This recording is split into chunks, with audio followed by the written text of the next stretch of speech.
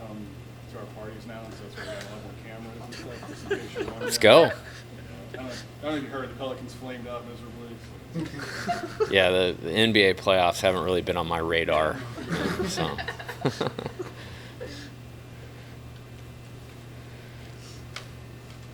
Jay, you guys ready? We good? The self-inflicted wounds, right? It seems to be that is the thing that's holding you back, I guess, whether it's from the mound, whether it's in the field. I'm sure you'll address the plate issues, but just how do you look at it and still keeping in stride with the positives that you get from a weekend like this? Yeah, I think we always focus on the play. And, it's obviously results business, but for us, how we get the result actually matters to us. And so, we actually have a saying that we don't accept in winning what we wouldn't accept in losing. And so when you're playing the schedule that we've played, when you make some of those mistakes, they're just going to get magnified and they're going to cost you a game. That's what happened on Saturday. We made 3 errors, and we walked a good number of guys. We've walked some guys, made it harder on ourselves, and still won games, but it doesn't make the walks okay. So we're just going to work on it. Today's practice plan is designed to, hey, we're going to refresh a couple of these things, make sure it's tighter, and when we play well, this team knows they're going to win when they play well. So we always just try to bring it back to the play and execution. The whole game is about execution, and we just try to get better at it. Is that what you're finding, that there may be outliers and it's a lack of focus on the fundamentals? Or is it... I don't think there's a lack of focus is not a problem with this team. I think it's hard. We made a base running mistake in Saturday's game, in Friday's game. And then Saturday, while we were done, I was watching the Florida-Georgia game, and the exact same thing happened.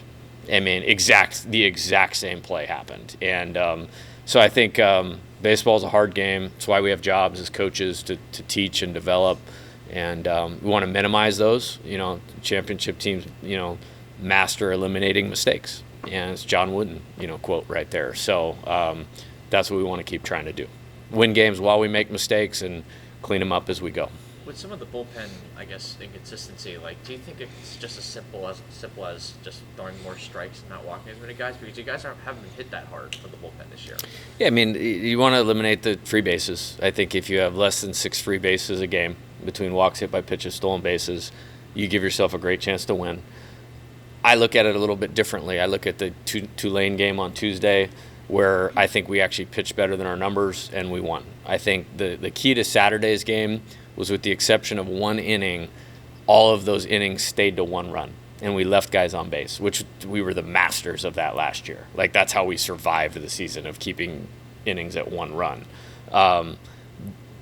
In a high leverage game, Saturday's game was the best job we did at that. And so I actually look at the bullpen and go it's actually not a bad performance last week, given some of the circumstances to execute.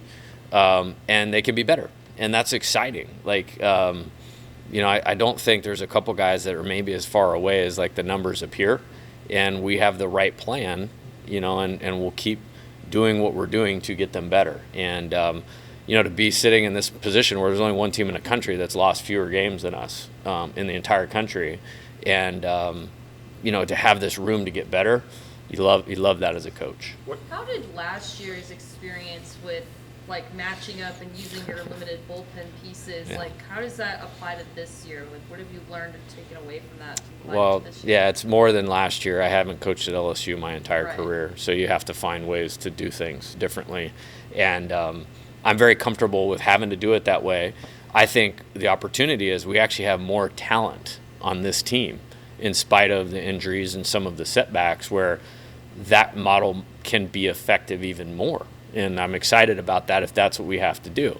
I think there's different answers, than just doing it that way this year. And we've succeeded doing it a little bit more traditionally. But, hey, I want all these guys to be successful. That's coaching, is putting your players in position to be successful. Feel great about how we did that last year. I think we need to really throw everything against the board, look at it, go out and give them a plan of how we should call pitches, how we should focus on developing, how we keep them in the right lane to be successful, and then put the sum of the parts together and get peak performance. That's what I'm trying to do with literally every area of this thing. What kind of goes into limiting damage in an inning? I mean, you guys did it consistently. Yeah. But just what kind of goes into that? I think, the strikes piece, owning the count, as I would talk about, there are 2 of the first 3 for strikes, then you can kind of dictate what you want to throw as opposed to having to give in to the hitter. So I think it's commanding the baseball and creating some type of deception where when you have big misses, the problem is not only is it a ball, you take some of the doubt away from the hitter, but then when you throw it in the zone, they see it so much better. Like then you're at liberty or at risk of giving up extra base hits. And so there's a whole lot that goes into it. And we want to, as much as we want to walk and hit extra base hits, we want to limit walks and extra base hits. So limiting damage comes down to really limiting those 2 things. Jay, as far as mindset goes, continuing to be ranked number 1 in all of the polls, you guys are heading to Ole Miss, a team that has struggled. How do you keep this team level-headed, or is that not even an issue? Nah, it's not even. We're playing the national champions this weekend. End of discussion. Like half their team is still there, So, it's this weekend is no different than last weekend or at South Carolina or Tennessee. It's all the same. And I think these guys are mature enough to understand that. And the success that we've had is not an accident. It's talent and it's discipline and it's execution, and they know what they need to do to play well and understand that they're not going to play well all the time and how to respond when they don't. So I don't think the ranking thing, I don't even think these guys even think about that at this point in time. And that's a compliment to them, and just being focused on what they need to. And you mentioned talent. You've got a lot of young guys that have just blown up on the scene here at LSU. Why has Jared Jones been so successful? Yeah, he's awesome. I'm really proud of his evolution, and right away, this was a guy that I knew had a chance to be good. We had to work hard to get him to not sign in the draft. And then, he started off, had a great lead up to the season. And when you think about all the pitchers that we have, seeing that through a fall and leading into the season, he performed really, really well. And then he hit a little bit of speed bump, in, Round Rock, and we had that tournament here. And then we sat him for a couple games. I literally just want you to slow down. I want you to watch for 2 games. And then we put him back in against Samford. And, since then, he's just in control of himself and his approach. And his at-bats have just gotten so much better. And, he's so talented. You see the power show up more. You see the clutch hitting show up more. I think he's so talented. And then you just get this this maturity in terms of his approach has gotten so good that the lows aren't as low anymore. We're getting to the talent and the usable skill because he knows what his plan is, and he's not getting off of that at all. Are you good with the emotion, not just from him, but from all the guys? Or is there a line that you want them to play with, controlled emotion? Yeah, I want them to be focused on their job, and they do a great job of that. And I want them to be ready to play, and I want them to want to be in that dugout and be together and be in a tight game and support each other more than they want to be anywhere else. I'd rather them want to be here than want to play video games or talk to girls or be on Instagram or all that stuff. And if they don't love coming to the field, then we're in trouble. This is too hard. At this place, in this league, at this time, it's too hard. So I'm very happy with the connectedness, I don't know if that's a word, but of the team and how they support each other and how they get excited about each other's success. Watching guys be super excited for Bryce Collins, at the end of that game, it's pretty sweet, Jordan Thompson moved up in the lineup for that last game this weekend. Was that just because he's been doing so well at the plate, or is that something we might see more as a product of the injuries on this team? Yeah, you want Jordan coming up with runners on base. How we set the lineup literally is a day-by-day decision. I don't buy into – we don't play every day. It's not the major leagues that I don't buy into it has to be the same all the time. And guys are more comfortable hitting in a certain spot. If you explain to them the why and what their job is and what's needed and keep it simple to this is your job today, then it doesn't matter where they hit. We want to set them all up for success. We want to set our team up to score the most runs that we possibly can. So there's a lot of things that go into it. You know, I mean, I don't really want to elaborate on why we hit him fourth on Saturday, but could he do that? Yeah. I mean, could he lead off? Yeah. He's had some of the biggest hits of the season, batting eighth. You know, he's into his own. I don't know if he's coming into his own, but he's his best player right now, and I love seeing him come up in key spots. Like, he struck out in the ninth with the bases loaded, and it was almost a surprise. You know, and that's pretty awesome. Sorry. Do you expect to have Gavin Dugas available this week at all? Or? Yeah, I mean, I hope so. I mean, he's tough, and you know, these fans and people all love him because of how hard he plays and how competitive he is. And I mean, it's treatment. It's around the clock. You know, he's gonna try to take some ground balls today. You know, there's nothing structurally wrong, and that's good. You know, he's a big, strong guy that landed on one side of his body. So, I mean, if he was a small guy that didn't have as much weight and strength on him, maybe it wouldn't have hurt as bad at the time. But I think we dodged a bullet. But it's going to be, can he tolerate swinging, throwing, fielding? And I don't know the answer to that yet. What are your thoughts on ULL?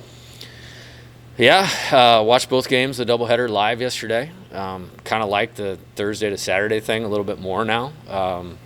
I mean, get two TVs in my office at home, and it's like ULL's on one TV and Ole Miss is on the other TV. They are awesome at what they do. I think they're just like Kentucky. They're the fastest team I've ever seen in the history of college baseball. Like, every single guy, like, they could probably place in the 4x100 relay in the Sun Belt Conference track and field thing. And they have a style, and they do it good. They do it really, really good. And Matt's a good coach. Coached against him a long time. Happened to play in the NCAA tournament a few times. So, good little rival. They have a good team. They have a really good team. They'll compete. I think they are competing for that championship. And a little banged up right now with a couple of their key players as well. But, yeah, they're an awesome opponent. This is one, when the schedule comes out, like, you look at, okay, who are we playing around ULL, because I have so much respect for them, you know. Is there a chance we see Jamin Coleman and Nate Ackenhausen back in the lineup? I hope so. Yeah, I mean, like, we need guys that can execute. Two different situations, you know, obviously. You know, I don't want to pitch Javen until we know he's ready, and I don't want to pitch Nate until we know he's ready. There's two different injuries. You know, Nate's a leg thing, but you don't want him to hurt his arm because his leg's hurt, you know.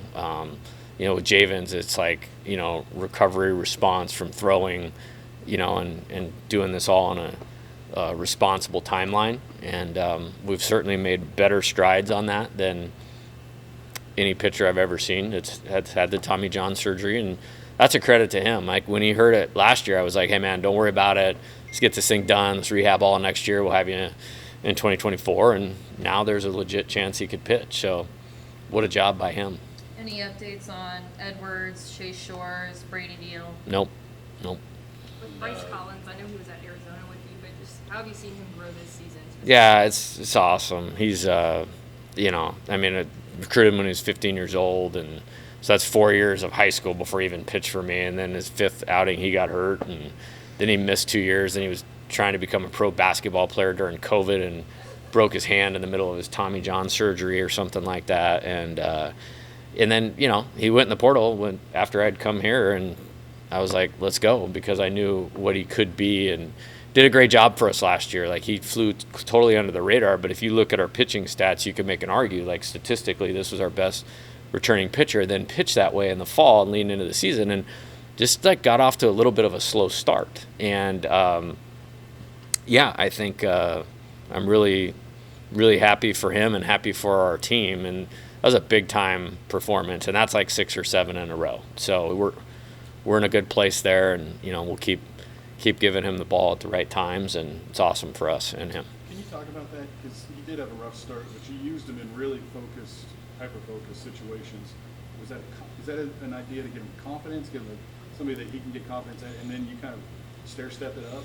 Yeah, you know, I've said this about a few players, and it's unique when you have such a deep roster, but there's a few guys like, hey, we need this guy to do it. You know what I mean? On both sides of the ball, if we're going to get to where we need to go. And so, I mean, Wes and I are looking at each other 3 or 4 outings into the year going like, okay, like we saw what we saw leading into the season.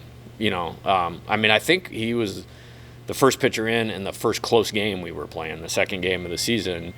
And so we just felt like we have to stay with it. We adjusted some things with his strength and conditioning, which I think have helped. Like Derek Groomer deserves some credit for Bryce succeeding. We adjusted some things mentally, and he's 5 years into this thing. And the benefit of that is he's had to overcome some things, so he didn't get deflated and just kept going and just tried to put a good day in front of each other. And then some opportunities arose to get him back in there, and you could start to see each piece of what we needed start to come back. And then now we're here where it's like, man, nobody was touching that mound. I mean, it got into extra innings. And I told him, hey, this is your deal today. Like, we're winning with you. And so to see that happen was awesome.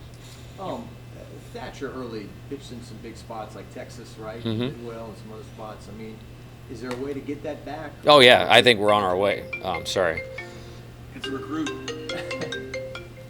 Yeah, no, I'm not going to answer that. Yeah, I think we're coming back. I think we're on our way. I mean, I actually called him on my way home from the field on Saturday night and said, hey, like, the line may not look like you want it to look, but the first 2 hitters, he came in with a runner on base and strikeout, weak contact out. Like, that's what we needed. And then I probably should have taken him out, 1 hitter before I did. And so I was like, you can put the last run on me. But the intent was there, the competitiveness in the zone, the mound presence, the poise. We're going to get there. Like, I have no doubt about it. And he'll be pitching a lot. And I feel good about when he's out there. So, again, like, as a coach, I look at this probably different than all of you do. And I think we're moving in the right direction. And that's not me just trying to deflect. Like, I'm good with where that thing's headed. And your Saturday and Sunday spots are still kind of in flux. You feel like those could change, or? I mean, yeah, but we're going to do what we need to do to win. And I think for 2 years we've proven, like, whatever that looks like may not look like how everybody else does it, but we're going to find a way, and we're going to be convicted in that, and we're going to try to support the player in the situation we put him in. Like, again, like, I love Ty Floyd. He's fine. Like, there's not a problem with that. Like, look up what's happening in the SEC, and whether it's the strike zone, whether it's, I mean, there's 23-year-olds. We're actually one of the only teams in the league that are playing freshmen. You know what I mean? So it's not an easy game for a pitcher right now. And there's not a lot of dominant guys out there. He hasn't lost a game yet. I mean, he is undefeated as a pitcher. And, I mean, I'm fully good with him. Really, really like what I saw to Christian Little. Like, that was awesome. And, he hadn't gone to the 4th inning in a while. Now, I did it on the first 3 on 30-something pitches, but he hadn't gone to the 4th inning. And, I think he'll be better, this week than he was last week. I haven't watched Ole Miss, done the deep dive yet to say, hey, this is what we're going to do, but I definitely have confidence in those guys. Back to Jordan for a minute. How much does an easy-to-see equation, the health is better, the defense is better, and the offense is better? Do they all point in the direction of where he's at right now? Oh, yeah. I mean, you're talking about, all that dude wants to do is win and compete, but, like, he's going to get drafted good. Like, he's one of the best shortstops in the country right now. When you combine offensive, defense, and all that stuff, like, he's a real player. And I've referenced this before. Like, part of the appeal of this job was, there's some good young guys that I was going to have for 2 years. And he broke my heart at Arizona when he said he was going to LSU. So I was like, hey, man, I got this guy a chance to play shortstop for 2 years. Awesome. And he was huge last year in terms of the clutch hitting and playing through injury and all that. Now he's just like, he's one of the best players in the country. Like, he just doesn't, nobody talks about it because we have the best player in the country. And Tommy White has 900 RBIs and Trey Morgan's a stud. And it's just, this guy's as important as anybody. You mentioned Tommy. He's the SEC Player of the Week. Can you just talk about, I guess, you said early this season he acclimated well. I guess now that we're really in the meat grinder of it, what do you see from him as far as offensively, but also holding it down there? Yeah, I had a pretty high expectation of what I thought he could do, which is why we tried to get him. and it's exceeded that. And he's very coachable. He's very really competitive. Like there's just a competitive focus like that you got to have to be like an elite player. He's got it. And on top of a amazing hitting talent, he's coached very well from a young age. It's hard to get all of that together with one player, let alone, a group of players, but he's got that it thing for sure. With Ty, what's sort of the key to get him comfortable in those early innings, the first inning, the second inning? Because it seems like he gets, I guess, more into a rhythm once you get to the third and fourth. Yeah, that's a good observation. I think, that's the preparation part is the only thing you can control sometimes. And I know Wes and him are deep into, like, maybe a couple of adjustments. For me, it's like, hey, man, this next 8 weeks for him, this is awesome. Like, he's one of the most important players on one of the best teams in the country. And there's not one guy on our team that doesn't believe in him and love him and support him. And I'm really excited. I think the best is still yet to come. And let's, again, keep in mind he is undefeated. And that is the first game we've lost when he has pitched all season the other day, I think. So, man, good spot for him, good spot for our team. And, I think of like, okay, if you have to have a game, and he's pitching for us, like, I'm fine with that. So he needs to get better, and he'll do what he can do to get better. But again, this is not an easy game in the SEC right now for a pitcher. It is not. And again, like, you guys can all do your own research. Like, to win a championship, do all of them need to be a little bit better? Yeah. I mean, positionally, hitting, defense, and that's what we're doing. That's what we're doing today when we go out on the field. But he's I trust him that whatever the answer is to that question, that he and we will get that figured out, and he'll just keep getting better. We kind of talked about it on Sunday, but we weren't there. I'm sorry. Can you contextualize just the success that you had in these series in the conference right now against the competition that you played, and your comfort level with where you're at in that? Yeah, I mean, for me, it's always like about moving ahead, and like I said, you're playing the national champs this weekend. I think we have Alabama after that, who, I mean, it's entirely the same team as last year. Like, and that doesn't happen all the time. And they're playing well and playing better. So for me, it's just like, looking back, what can we gain? These guys really care about winning. They have an explosiveness that very few teams I've ever seen has. Like, we are never out of a game. I mean, so I think they can draw a lot of confidence from that. When we play defense well, which has been most of the time, we help our pitchers and we're really hard to score on. That's a good combination. We got some guys down that we can't use right now. It's allowed Bryce to get back in the mix. Gavin Guidry, having to force him into that. And, I think that can only make us stronger. I mean, I'd love to have Chase and Garrett and Nate and Grant Taylor. I mean, nobody even talks about him anymore. We had 3 guys show up, they were hurt before they got here. It's just, you got to keep going. And I hope this is a good lesson for the players. Like, no matter what happens to you, like, there's always a way. Does it affect us? Yeah, it does. But, like, we can't do anything about it. So really proud of them for continuing to stay on it for that. Dylan Cruz was intentionally walked 4 times last week. Were you surprised it took 9 weeks for that to happen? No. I had a pretty good idea, knowing Nick and, how on top of it they are. That, but, I mean, did it work? Did it not work? I don't know. I mean, we scored 33 runs on the weekend, and I wouldn't want to pitch to him either. There's no answer to what to do. Like, it's easy on the outside to go, what are you doing? I have my own thought on the last one, but it's my thought. It's not it's the best player in college baseball in a long time. Like, I wouldn't want to pitch to him either. I remember feeling that way when Rutschman was in the box at Oregon State and Spencer Torkelson was in the box at Arizona State.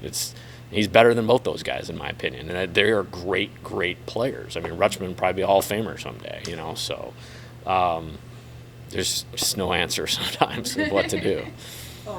Below, so the year before you got here, I think down the stretch, the hits were really hard to come by for him. And then he gets hurt, and then you bring in all these new players, and some people might just say, okay, he's the senior leader that's going to be there for emotional support or whatever. Maybe not think he's going to have the impact he's had. But what's led to this? Yeah, first off, like, I mean, there's a whole really good story behind it of like, hey, like I love left-handed hitters. There's this guy that had some success and wasn't very successful. So like in the midst of getting here and players wanting to come in and meet, he came in. I said, okay, this is what I got today. We're going to strip this thing down. We're going to start from scratch. There's some ability in here. We're going to get to it more consistently. This is how we're going to do it. You on board? Yeah, super coachable. Him and Mark Wanaka work every day. He's older, so he has a more flexible class schedule. So he was here all the time on his own last year doing a ton of stuff. And we got to this place, like opening day lineup last year, he's batting 5th, behind Jacob Berry, Dylan Cruz, Trey Morgan, and Kate Doty. All right, so this is not like this is a big piece for last year. And then he gets hurt right before the season. And I'm like looking at him going like, what did you just say? Like the first inning is happening and he's telling me like, I can't play. And I'm going like, what are you talking about? You can't play. He's like, no, coach, I can't play. And I was like, okay. That was a massive blow to last year's team, like massive blow. So then it's like, okay, I'm old. I'm going to do all this. I'm getting married. And then it's, hey, I don't know what I'm going to do. And so I just said, hey, time out. Like, let's let the emotion wear off on this thing. I'm just telling you, I want you to come back, because of what I'd seen leading up to the season. Like, this, you got the rest of your life to have the rest of your life. Like, we're going to be really good next year, but you could be an answer and being really good. So he comes back. He's hitting on one leg in the fall, so we didn't really get a accurate representation of what he was going to do, but got healthier as he got back from break, put together a ton of good at-bats, but, well, then Tommy White gets hurt like the first minute of the season. And, like, so now the DH thing, and he just got pinched out a little bit, and then it was just, let's find the right spots for him, and now that's who you want coming up behind those guys. And so really happy for him because he has been a leader when he wasn't in there, and he didn't get discouraged, and he did persevere through the injury. And now it's like, hey, man, go up there when we're down by 1 in the 7th inning and a man on second and 2 outs and hit a line drive. And that's exactly what he did. And so he's going to be super valuable to what we do from this point forward. Gavin Guidry and Griffin Herron had their fair share of struggles this weekend. Did you see enough positives to continue dialing up their number of pitches? Oh, yeah, they're pitching a lot. Yeah. No, I think both of them are future stars, potential starters. Whether that's this year or in the future. And yeah, we're good. I think in Griffin's case, like, we didn't help him. Like, I mean, the first ball that was hit off him was hit incredibly hard, but we could have made the play.